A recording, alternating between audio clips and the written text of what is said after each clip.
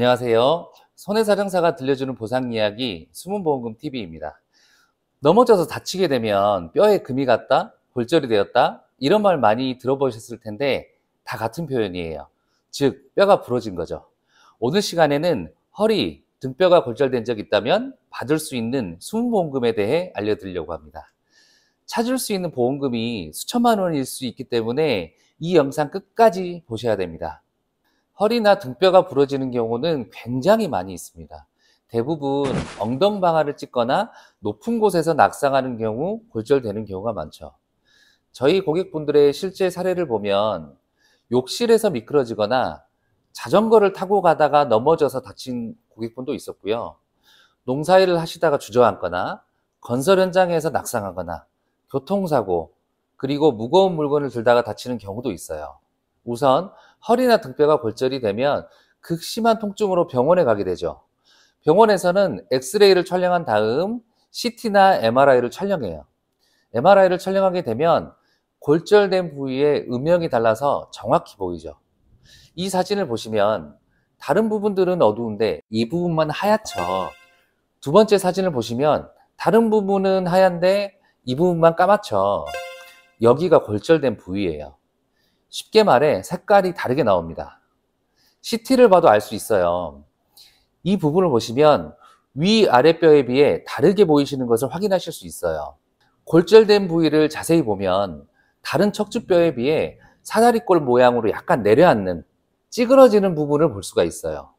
충격으로 위아래가 압박되면서 골절되니까 병명은 척추 압박골절이라고 합니다. 진단 주수는 통상 12주 정도 나오는데 뼈가 붙는데 12주 정도 걸린다고 보시면 돼요. 다리가 부러지면 깁스를 하지만 척추가 부러지면 몸통에 깁스를 할 수 없어서 이렇게 척추 보조기를 착용해서 고정해야 됩니다. 막 이렇게 움직이시면 척추뼈가 더 내려앉을 가능성이 있어서죠. 실제 사례를 살펴보면 이분은 요추 1번이 골절되셨고요. 골다공증 검사를 했더니 T스코어가 마이너스 3.1로 골다공증이 있으신 분이에요. 아무래도 골다공증이 있으면 뼈가 잘 부러지죠. 자, 허리나 등뼈가 골절된 적 있다면 찾아야 할 숨은보험금을 알려드릴게요. 다쳐서 우선 병원에 입원한 다음 퇴원하셔서 보험사에 보험금을 청구하게 되시죠. 보험사에서는 실비, 골절 진단비, 입원 일당, 수술하셨다면 수술비까지 보상을 받게 됩니다. 여기서 중요한 문제가 발생해요. 보험금을 다 받았다고 생각하시기 때문이죠. 하지만 절대 그렇지 않습니다. 추가로 받아야 할 보험금이 있습니다. 아까 보여드린 영상에서 뼈가 내려앉은 찌그러진 모습을 보셨죠? 시간이 지나 뼈가 붙더라도 뼈에 변형이 생겨요. 다치기 전으로 원상 회복이 안 되는 거죠. 그게 바로 후유증이 발생한 겁니다. 그래서 척추에 골절이 발생한 경우 후유증에 대한 보상을 추가로 받을 수 있는데요. 정확한 용어로 후유장애 보험금이라고 합니다. 후유장애는 어떤 보험에 가입되어 있냐는 질문을 많이 받아요.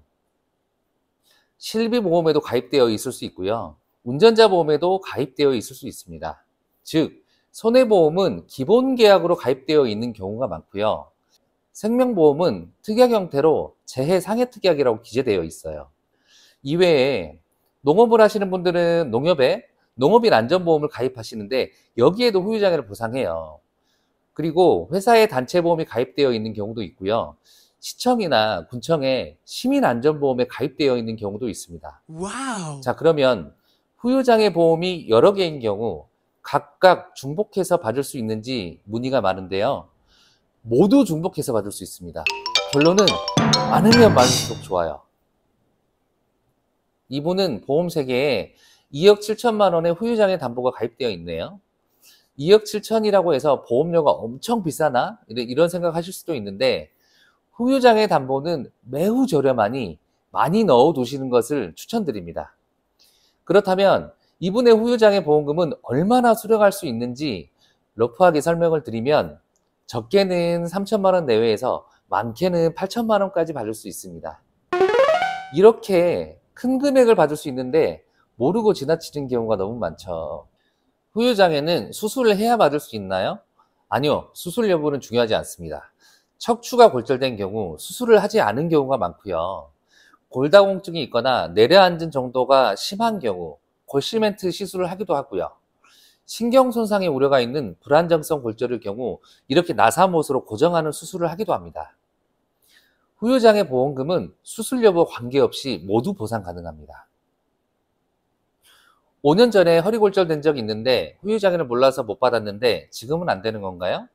5년 전이던 8년 전이던 지금이라도 보상 받으실 수가 있고, 설령 그때 당시에 보험을 해지하였더라도 상관없이 받을 수 있습니다.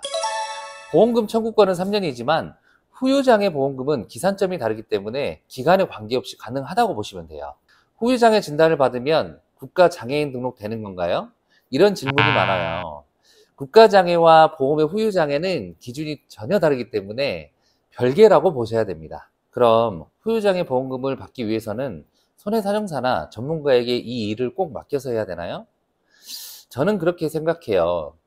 세상의 모든 일은 본인이 직접 할 수만 있다면 전문가에게 맡길 이유는 없다고 생각해요. 하지만 보험은 1990년대부터 현재까지 약관이 계속 바뀌어서 보험 가입된 시기마다 약관 기준이나 평가법이 다 다릅니다. 척추의 장애도 평가 방식이 대략 6가지 정도 되는데 어떤 검사를 해야 되며 어떤 평가 방식을 적용하느냐에 따라서 금액이 달라지기 때문에 전문가의 상담은 받아보시는 것을 추천드립니다.